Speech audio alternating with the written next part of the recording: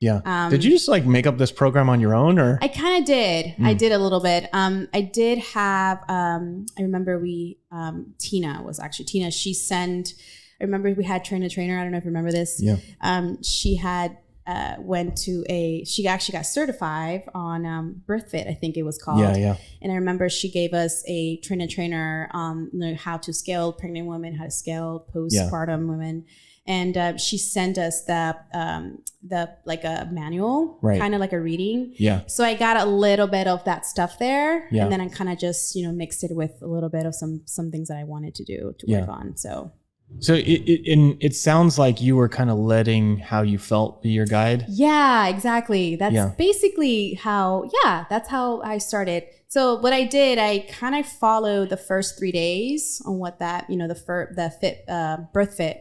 They recommend like sort of workouts to start with. And then from there, I was like, you know what? I think I can throw some stuff in there, right? Yeah, just kind of get a feel of how my body was reacting, when I first started moving more. Yeah. I mean, we talked about this when you came back. It's just like, this is a process that we've gone through since the beginning of man. Yeah. And your body knows what to do more than somebody outside of you knows what to do. Right. Yeah, definitely. And then just one thing I always told myself, just listen to your body. Like listen to your body. If it doesn't feel good, don't do it. But the athlete in me was like, no, you got this.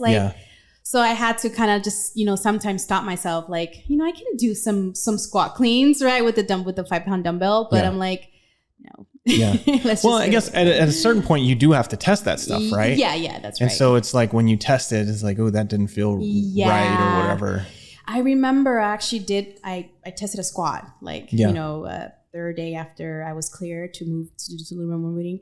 And I remember that when I did like the third squat, I felt some pressure and I was just like, okay, that's no bad. squats. Yeah, no squats, no more. Like it's good testing, but no more. Yeah. So that's how it kind of went. Yeah. So I didn't do any squatting until 6 weeks after that. Yeah. And I think this is like one of the arguments for training consistently right up until you give birth is like you are really connected to how you feel sort of during that whole process. Yeah. And so you're only 6 weeks from that. So, you train up till that and then 6 weeks rest and then it doesn't take that long to feel what you're supposed to feel again. Right. Yeah.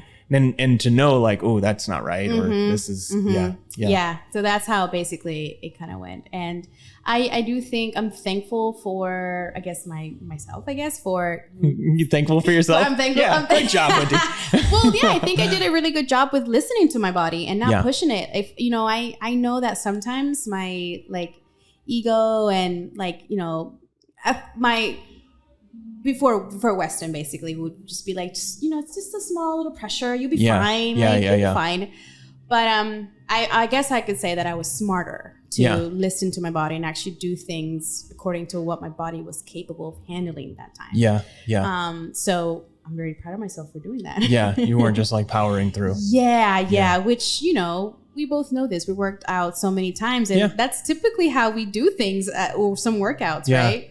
I don't know. Actually, I think you do that every so often. Yeah. But I think most of the time, you and I probably take it easier than we. Okay.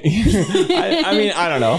Sometimes I think about this. It's just like I could have gone 10 or 20% harder. Yeah, exactly. But it's like, I always think, well, I can train again tomorrow. Yeah. Right. Like sometimes, or if I think about it, right, some of the workouts that we've done in the past, it's like I have so much high expectations and I'm not happy with my performance. Like, man, you sucked. Why did you go that slow or whatever, right? Like, you're capable of more. Why didn't you give more? So I think that's the thing that I did not want to happen, right? Like that Wendy to come out.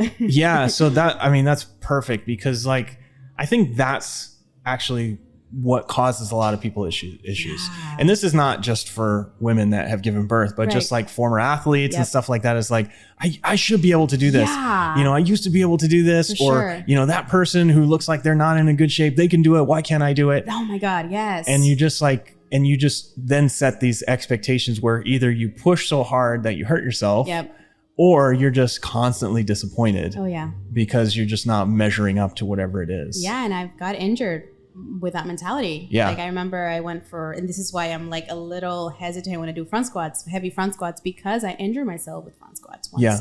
And I was out for like 3 months and I couldn't do nothing. Yeah. So yeah, definitely. I just, I think most people have that. Some people have it more than others, right? Yeah. Especially if you love a sport. Yeah. Like you just want to be so good at it, right? Yeah. So just having that balance, basically, it comes super helpful. Yeah. Yeah. Yeah. I mean, it's 7 years of training and having gone through an injury, Yep. you learn to pay attention. Oh yeah. Like we were talking about this the other day, like you kind of know if you're doing pull-ups, like where your hands start to like rip and you get to know that and you're like, all right, I'm just going to drop down. Yeah. So that doesn't happen. Yep. And this is part of, you have this connection to your body because of the training, right? Yeah. Okay. So you did this for 6 weeks, 6 weeks rest, 6 weeks work. And then were you just like back to normal or like, what did you? Yeah. And then after that, I slowly started doing the gym's workouts. Yeah. Started taking class. And I would mostly do the fitness scaling that the workouts have. Yeah. So just scaling down from what you used to be able to do. Yeah. Sometimes I would even have to go like less than fitness sometimes, depending on the movement, depending on the workout. Yeah. And that was, I want to say, for a good 2 months that I did that, follow that scaling, but I was able to do the workouts. Yeah. I wasn't able to do bar muscle ups, right, still, but I was able to do ring rows, right? I was able to do push-ups from my toes. Yeah. So small little things like movements, fundamental movements I was able to do kind of RX, I guess. Yeah. Instead of like, for example, a push-up from the box, I was able to do a push-up from the knees, right? Yeah. Because that's where I started. Yeah. And then I was able to bring it up a little bit back to where I was able to do before that. Yeah. I mean, look, it's relative. You say, oh, I wasn't able to do bar muscle ups.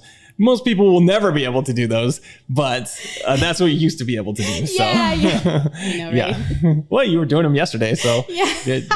Yeah. Okay. So how long did it take for you to sort of feel like, okay, I'm like back or mostly back, like 80, 90% of what I used to be? I want to say like 4 months. 4 months. 4 months, yeah. So the 6 weeks plus another 6 weeks plus another 4 months? Yeah. Or, okay, so.